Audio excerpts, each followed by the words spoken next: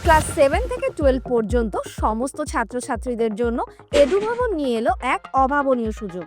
এবার থেকে online mobile অ্যাপে পড়ার সুযোগ পাবে সাধারণ মধ্যবিত্ত স্টুডেন্টরাও। সরকারি চাকরির প্রস্তুতিতেও সাহায্য করবে এডুভবন। এই সব কিছুই মাত্র 1 টাকায়।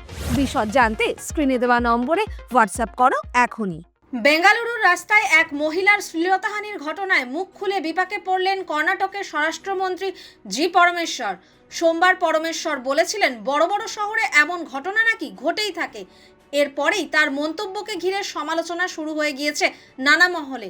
অভিযোগ, গত সপ্তাহেই বেঙ্গালুরুর প্রকাশ্য রাস্তায় একজন মহিলার শ্লীলতাহানি করেন এক যুবক। ওই ঘটনার একটি ভিডিও সমাজ মাধ্যমেও ছড়িয়ে পড়ে।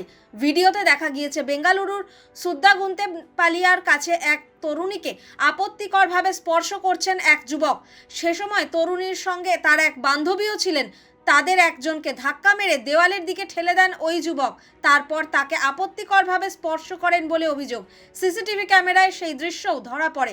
ভিডিওটি সমাজ মাধ্যমে ছড়িয়ে পড়তেই নানা মহলে শুরু হয় তীব্র সমালোচনা।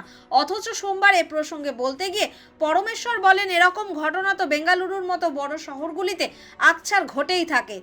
ওই মন্তব্যের পরেই শুরু হয়েছে ফের বিতর্ক। যদিও পাশাপাশি শ্লীলতাহানির ওই ঘটনায় দ্রুত আইনি ব্যবস্থা নেওয়া হবে বলেও জানিয়েছিলেন পরমেশ্বর। পুলিশকে বিভিন্ন এলাকায় টহল বাড়ানোরও নির্দেশ দিয়েছিলেন তিনি, কিন্তু তাতে চিড়ে ভেজেনি।